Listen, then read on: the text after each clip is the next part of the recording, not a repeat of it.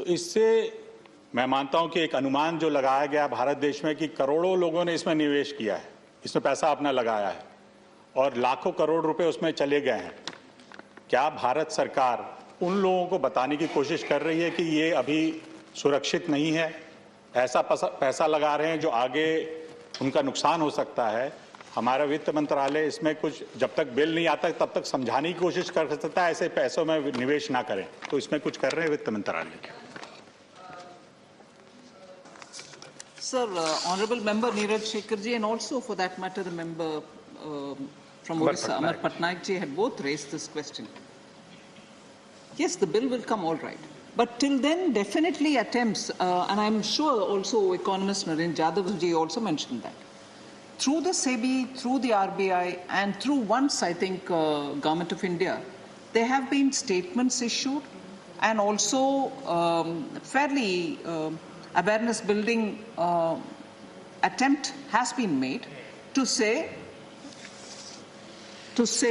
that this is a risky area and people who are going in there be conscious as to what you're doing, and also said that this is an area yet not in complete regulatory framework. So I'm sure the House remembers that when nearly 2 years ago, 2.5 years ago, when Reserve Bank of India attempted to regulate this, it was through the Supreme Court. The matter was highlighted that in the absence of a clear-cut policy, regulation by RBI also may not be proper. So that drove the attempt to have a group, and then the interministerial group worked into it, and then the policy came up, and policy was not issued out, but we are now bringing a bill and so on. So time has lapsed. In the meanwhile, it has also proliferated. At the same time, awareness issue or alert, if I can use the word, has been issued so that people are fairly cautioned that this may be a high-risk area to go in. That much has been done. Maybe more can be done on that area. I concede for Honourable Member Neeraj Shekhar's concern, but that's the point. Sir, we are doing those little things, but then the bill is what is being keenly looked for. Thank you, madam. Second supplementary, माननीय नीरज जी. इसी से सभापति, इसी से जुड़ा हुआ है दूसरा प्रश्न भी. अभी किसी ने शायद पहले ही बोला कि कहीं आप किसी वेबसाइट पे जाइए, इंटरनेट खोलिए, तो इसके एडवर्टाइजमेंट बहुत आ रहे हैं और हमारे नौजवान साथी उसमें पैसा लगा रहे हैं. तो क्या भारत सरकार ऐसा कर रही है, इन जो एडवर्टाइजमेंट आ रहे हैं इनको बंद करने का कोई उपाय हो सकता है? तब तक बंद करने का उपाय अभी तक कुछ नहीं है, मगर जरूर कॉशन देने का, युवाओं को इस विषय में जो रिस्क है उस विषय में ध्यान दिलाने के लिए कदम उठा रहे हैं सरकार के द्वारा, सेबी के द्वारा, आरबीआई के द्वारा. जैसे मैंने कहा, इससे और अधिक मात्रा में वो कर सकते हैं, मगर अब हम इस कगार पर आ गए हैं कि हमारे बिल जल्दी आने वाला है. धन्यवाद. माननीय Sujit Kumar ji. Thank you, sir. Sir, with the proliferation of crypto exchanges and the explosion of crypto transactions, it is inevitable that scams, frauds, and as Honourable Member Narendra Jadhav ji has observed, money laundering also is going to happen in a massive way. I suspect, sir, anti-national forces might also try to use these platforms to hurt the Indian economy and possibly destabilize the Indian economy. So is the government aware of any such move by anti-national forces, and if yes, what is it planning to do? Thank you. Sir, the risk that this can lead to some kind of, illegal transfers to not so desirable activities are matters which are, in the regular course also being monitored by institutions, by enforcement authorities and so on. And the Ministry of Finance benefits from inputs from them. So I would only tell the member that these are matters which are definitely being discussed at various levels. Thank you. माननीय सुशील कुमार मोदी जी. माननीय उपसभापति महोदय, अभी madam ने advertisements के बारे में कहा. I want to ask madam, in the last 4 months there are a flurry of misleading ad on TV, print media, and the social media. And they are promising heaven to the investors.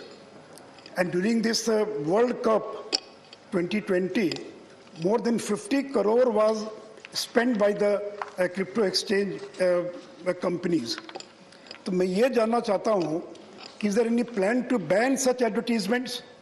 Because जो statements आए हैं RBI के वो किसी ने पढ़ा नहीं, केवल अंग्रेजी के अखबार में statements आ गए. So are you going to insert some advertisements prominently in all the regional and Hindi and English newspapers? Number one. Number two, that because these ads are without any disclaimer. So are you going to, is Government of India thinking of banning such advertisements which are misleading और जिसके कारण लोगों का करोड़ों रुपया नुकसान हो सकता है? इसलिए मेरा स्पेसिफिक क्वेश्चन है कि is Government of India contemplating to ban such misleading advertisements till the bill comes to this house, because nobody knows this bill will come or not come. Last time also, it was mentioned in the bulletin, but it could not come into the house. तो इसलिए ban करने के बारे में मेरा आग्रह कि क्या सरकार विचार करेगी बैन करने के बारे में? सुझाव. So two things. Last time also there was a bill mentioned and it didn't happen. I just want to remind honorable member, yes, last time there was a bill proposed, but subsequently because there were other dimensions which in the real time we thought it was important to bring into the bill, that bill had been reworked, and in a way the bill which is coming now is a new bill, but never mind, the work done on that have all been taken on board here.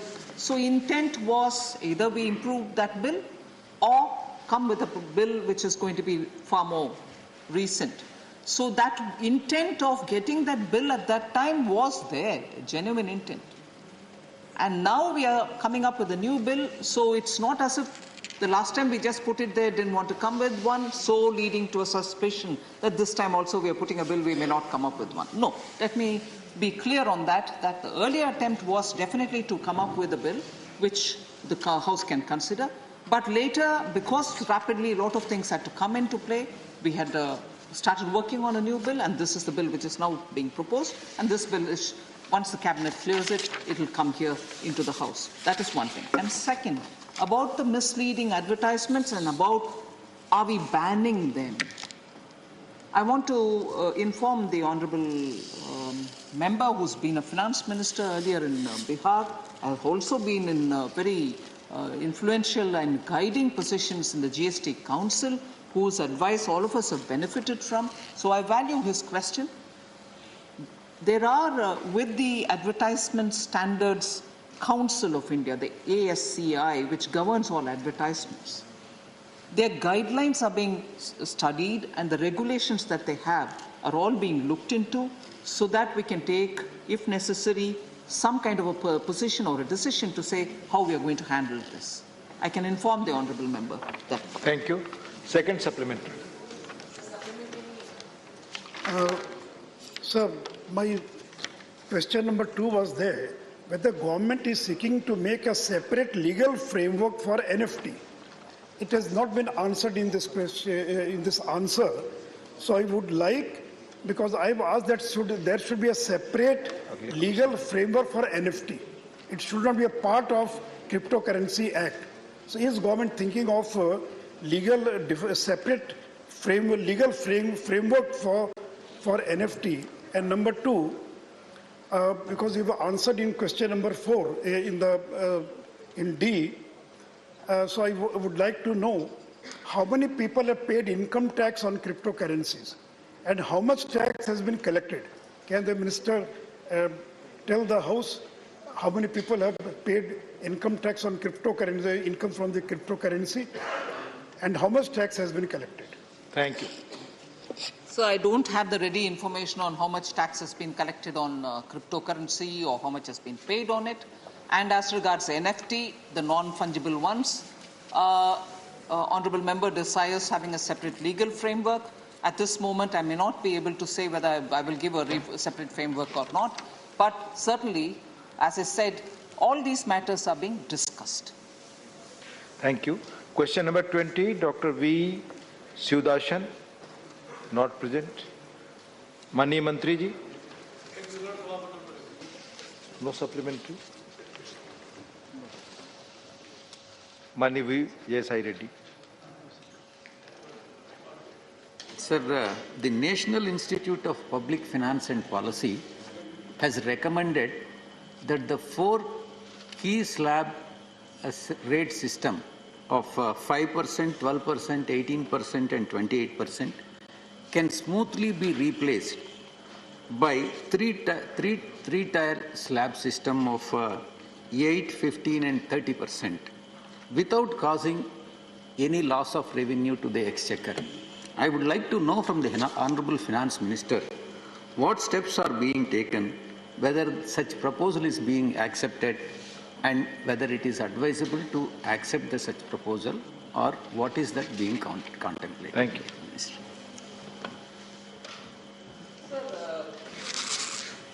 Very pertinent question as regards the GST rates. Although, of course, we're talking about the compensation in this question, I take this opportunity to inform Member Vijay Sai Reddy that the GST Council probably a year and a half ago, cursorily, it didn't go into depths, talked about the need for rate rationalization related discussions. So 3 rates, 4 rates to 2, 4 rates to 1, all that cursorily was mentioned that at some point in time we need to talk about it, because at the point in time when the GST was brought in, sir, very many factors determined as to why we wanted to have these 4 rates, 4 slabs and so on. And the revenue neutrality principle also required that we had 4 rates. But time has probably come, or the House also felt, the GST Council also felt that this has to be taken up some point in time. And the revenue neutrality has been upset in some ways. At the same time, if you're talking of one tax, one nation, are 4 slabs required? Should there be 1 rate? This has been a question which, because of, I would presume, the pandemic and also the second wave and also the issues of compensation, the requirement for borrowing, so several such factors have probably played in the minds of the council, and I'm not speaking for them, but I'm giving you a sense of what prevailed in the House, saying probably because we were attending to these things, the very required debate on rate rationalization has not even come up. That is where we are. Thank you. Question number 21, माननीय संजय सेठ जी. माननीय मंत्री जी पर रखा गया. पहला supplementary. जी sir, जैसा हमने देखा पिछले कोरोना काल में हमारे देश में एक भी पीपीई किट नहीं बनती थी, और आज हमारी ये हालत है कि हम देश के उत्पादन को बाहर निर्यात कर रहे हैं. तो इस तरीके से मैं माननीय प्रधानमंत्री जी का और माननीय मंत्री जी का धन्यवाद देता हूं, आभार प्रकट करता हूं कि उन्होंने देश में इतना बड़ा उत्पादन का नेटवर्क बढ़ाया है. इसी सिलसिले में मैं माननीय मंत्री जी से ये जानना चाहता हूं कि क्या सर्जिकल इक्विपमेंट्स जो हैं उनका 70% इंपोर्ट किया जा रहा है, और अगर ये सच है तो क्या इसके लिए क्या हम लोग उत्पादन को बढ़ाने के लिए क्या क्या उपाय कर रहे हैं, और कहां उत्तर प्रदेश में इसके लिए क्या क्या हो रहा है? धन्यवाद. चेयरमैन साहब, देश में मेडिसिन सेक्टर में और मेडिसिन मैन्युफैक्चरिंग में हम फार्मेसी ऑफ वर्ल्ड है. दुनिया में आज अमेरिका में 4 टैबलेट खाते हैं लोग, उसमें से एक इंडिया में बनी हुई जेनरिक मेडिसिन होती है. सारी दुनिया 6 टैबलेट खाती है, उसमें से एक इंडिया में बनी हुई जेनरिक मेडिसिन होती है. और सारे देश में 12,000 से ज़्यादा हमारा हमारे मेडिसिन मैन्युफैक्चरिंग यूनिट है. और देश में हमने कोविड क्राइसिस के दरमियान देखा, देश की रिक्वायरमेंट के अनुसार हमें मेडिसिन उपलब्ध कराना, नहीं केवल भारत में हमारी रिक्वायरमेंट तो हमने पूरी की, लेकिन 150 देशों को इंडिया ने जब फर्स्ट वेव और सेकंड वेव चल रहा था तब मेडिसिन उपलब्ध भी कराई. और उसका फ़ायदा ये हुआ कि दुनिया ने सेकंड वेव में जब इंडिया दिक्कत में थे तो दुनिया ने कहा कि इंडिया के साथ खड़े रहना चाहिए और हमारी रिक्वायरमेंट को पूरी करने में दुनिया ने सहयोग भी किया। और देश में हम फार्मा सेक्टर में लीड कर रहे हैं, लेकिन मेडिकल डिवाइस सेक्टर में हमें बहुत कुछ करना था। वर्तमान समय में देश में मिडिल क्लास बढ़ रहा है। देश में प्रधानमंत्री जी ने जो इनिशिएटिव लिया और हेल्थ का बजट बढ़ाया, आयुष्मान भारत जैसी योजना लाया जिसमें 50 करोड़ लोगों को हेल्थ सिक्योरिटी मिली, और इससे गरीब लोग, गांव में रहने वाले लोग, जो लास्ट तबक्के में अपना जीवन व्यतीत करने वाले लोग को भी अपने कोई ऑपरेशन करने की आवश्यकता हो तो ऑपरेशन कराने में सक्षम बने हैं। और ऐसे सक्षम बने नहीं केवल गरीब लोगों के लिए सरकारी अस्पताल होती है, लेकिन 20,000 से अधिक हॉस्पिटल आयुष्मान भारत योजना के तहत वो लिस्टेड है। उसमें कोई भी एक अमीर परिवार की ट्रीटमेंट जहां होती है, यही हॉस्पिटल में देश के गरीब परिवार की भी, व्यक्ति की भी ट्रीटमेंट हो सके, ऐसी व्यवस्था सुनिश्चित आज के दिन में देश में हो चुकी है। और देश में 2.25 करोड़ से अधिक लोगों को आयुष्मान भारत योजना का लाभ भी मिल चुका है। और इसलिए मेडिकल डिवाइस की डिमांड डे टू डे बढ़ रही है। वर्तमान समय में हमारे यहाँ मेडिकल डिवाइस की हमारी रिक्वायरमेंट है, हमारा मार्केट है वो 10 से 12 मिलियन डॉलर का है, लेकिन अगले 5 साल में वो 50 मिलियन डॉलर का होने की संभावना है, क्योंकि यहाँ भारत सरकार की योजना का लाभ मिल रहा है, मिडिल क्लास बढ़ रहा है, उसकी सुविधा हेल्थ केयर एक्सेस हो रहा है, हेल्थ वेलनेस सेंटर बन रहा है। उसका लाभ लेके भविष्य में हमारे यहाँ मेडिकल डिवाइस की हमारी रिक्वायरमेंट देश में है कैसे पूरी हो, इसलिए आयुष्मान हमारे आत्मनिर्भर भारत योजना के तहत देश में हमारे मेडिकल डिवाइस मैन्युफैक्चरिंग को बढ़ावा देने के लिए हमने एफडीआई को भी अलाउ किया है। एफडीआई के तहत कई कंपनी ने इंटरेस्ट लिया है। देश में स्टार्टअप स्टैंडअप योजना का लाभ भी देश में हमारे न्यू एंटरप्रेन्योर्स लेने लगे हैं। और हमारे यहाँ युवा पढ़े लिखे जो बाहर काम कर रहे थे वो भी देश में आके इंडस्ट्रीज में काम करने लगे और यहाँ वो एंटरप्रेन्योरशिप भी करना शुरू किया है। उसको प्रोत्साहित करने के लिए देश में एक पीएलआई स्कीम के तहत 4 मेडिकल डिवाइस पार्क बनाने के लिए सुनिश्चित किया है।